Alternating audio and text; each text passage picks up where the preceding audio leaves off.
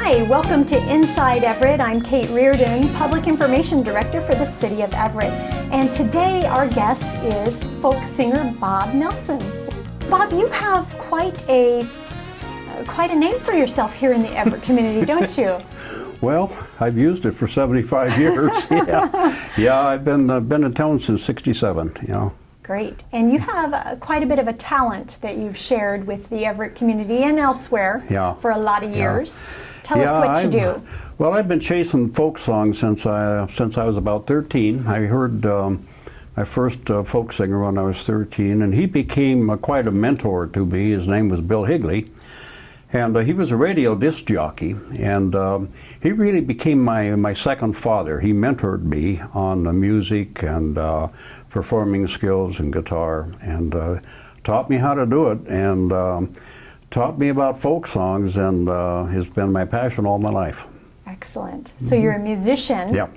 And any other career paths that you've had over the years? I earned my money all my life as a carpenter. But I also performed all my life. But the old joke, what do you call a folk singer who breaks up with his girlfriend? You call him homeless, because it's pretty hard to make a living off a guitar. But so it's been my hobby all my life. But I retired about 5-6 years ago, and devoted my rest of my time all to music. So what's the special part of folk music? Good question. To me, it's always been ballads. I love the storytelling. Some of the songs I sing are literally 400 years old. Francis James Child published them in the 1890s, and he collected these old Scottish, Irish, British ballads. And I love the storylines. There's one song I sing called The Braes of Yarrow, and you swear it was written 2 years ago as a detective mystery. Some of these old songs, the passions, the storytelling, the storylines are just as valid today as they were centuries ago, and they're fascinating. And I love the melodies. I can still capture children's imaginations. I do a fair amount of singing with school kids, and it was only about a year ago we were singing in Coeur d'Alene, Idaho, and we had 150 school children sitting on the floor of an auditorium, and I sang The Braes of Yarrow, which is in Aberdeenshire Scots. With some very old words to it, but between each verse I would tell the children the storyline, what was happening. You could have heard a pin drop. They just loved the ballads, and I still love the ballads. Excellent. Do you write your own music? Very few. I've written 3 songs, and everybody who hears them asks me never to sing them again. I'm not a songwriter. I can do it, and I've done a few, but there are so many good songs out there. And there are very few people I worship more than those who have the talent of songwriters. I can sing them, but writing them is something else again. So what does that music do for you in your soul? Well, I just feel satisfied. It just really fulfills me. I sing all the time. And what kind of guitar do you play? Well, I play two kinds of guitars. I play a steel string guitar for certain kinds of songs, blues, and where you want a little louder sound, depending on the auditorium size. I also play a very old Martin classic made in 1938, and it's a very, very nice quality guitar. I don't take it out of the house much, but I do it on concerts, and it's a beautiful guitar. So I play both steel string and classical, and I do play some classical guitar. And is folk music alive and well in our society right now? Or? Well, it comes and goes. I think it's really transitory. Ed Bremer and I talk about this a lot. It's like anything, it's cyclical. I've been doing this for so many years. I'm in what we call the fourth folk scare. Every 10 years, folk music becomes popular, and then it goes out of popularity. But every 10 years, it rolls around again, and I think maybe I'm approaching my 5th folk scare. I forget which it is. But in the Seattle area and in Snohomish County, it's really alive and it's vital. I'm with Stu Hendricks, and I are the co-directors of the Pacific Northwest Folklore Society, And we sponsor a lot of concerts in Seattle, and then I produce the concert series at the Everett Library, and we try to get local performers on stage, family bands, children, anybody who's really following the tradition of traditional folk music. So there's a lot of activity here. So if you want good folk music, you're going to find it in yeah. Puget Sound. Yeah, I can pick up the phone and find a hoot every night of the week. Excellent. Yeah. So you have one of your, maybe your last performance at the library coming up? Yeah, this is going to be my farewell concert. I'm just finishing a 5-year project in archiving my music, and I'm just plain worn out. And I've been devoting so much time to it this last year that I didn't do any performing this last year. Maybe I did do one, I don't remember. But preparing for a concert and doing a concert is extremely time consuming, and I've had to devote all my time this year to the archive. So anyway, it's time for me to hang it up. So I am doing a farewell concert at the library. I think it's November 4th. It's on Sunday. And I think it'll be a nice concert. Yeah, so November 4th, and this will be a farewell concert. I have a feeling that this isn't going to be the last time we've seen you there. I hope not, anyway. Yeah, well, we'll see. And so if folks want to go and join in, what can they expect? Well, it'll be 2 o'clock in the Main Auditorium at the Everett Public Library. The concerts are free. I would strongly recommend that anybody that shows up gets there early. The concerts have been so popular over the last 4 or 5 years that by 1:30 the place is filling up. And we can only hold about 90 people in that auditorium. So what I'm saying is come early. Very much a family crowd. One of the things I enjoy about the concerts is we see the same people month after month after month. They keep coming back for more. But on this particular show that I'm going to do, I'm going to take some of the old ballads. I'm going to start with a song that started in Scotland, and then it came to England, and then it came into the Appalachians, America. It came with the settlers. And you're going to be astounded, the audience will be astounded to hear how the song started, which was the Ballad of Lord Randall. And then when you actually hear it, as it was sung 200 years later, you're going to hear the children's song, Where Have You Been, Billy Boy, Billy Boy? It's the same song.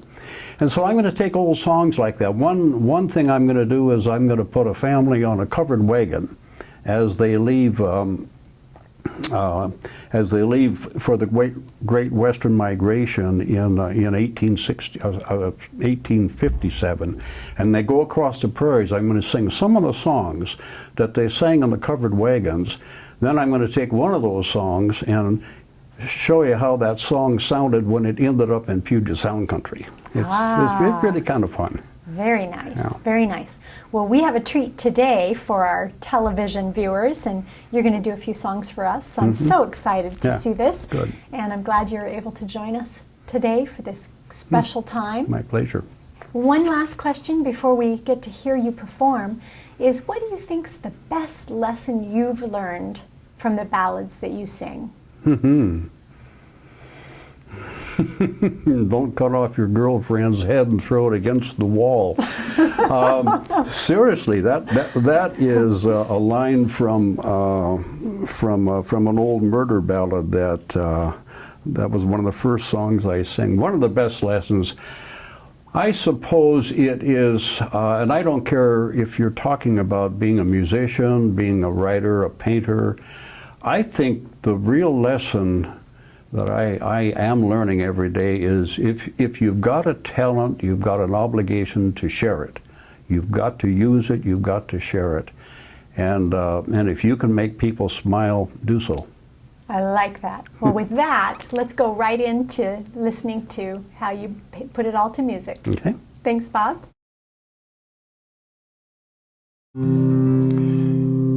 Here's a couple of traditional Pacific Northwest folk songs that I've enjoyed for years. The first one is called the Old Settler Song, and There's kind of a personal story I tell about this. First of all, the song we know was composed by Judge Francis Henry in 1877, before Washington was a state. It was just a territory at that time.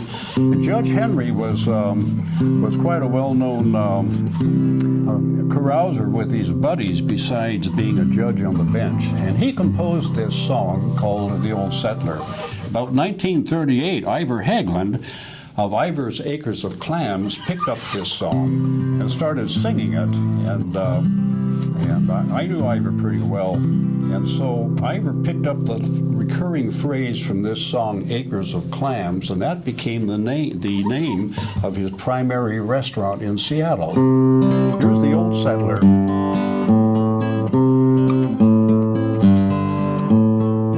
I've traveled all over this country, prospecting, digging for gold. I've tunneled, hydraulicked, and cradled, and I've been frequently sold. For one who makes riches on mining, perceiving that hundreds go poor, I made up my mind to try farming, the only pursuit that was sure. Rolling my grub in my blanket and leaving my tools on the ground, I started one morning to shank it to the country they called Puget Sound. And arriving dead broke in midwinter, I found her enveloped in fog and covered all over with timber, thick as hair on the back of a dog.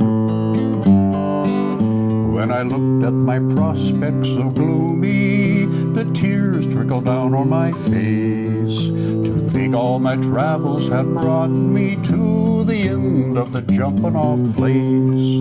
But I staked me a claim in the forest, I set myself down to hard toil. For 2 years I chopped and I labored, but I never got down to the soil.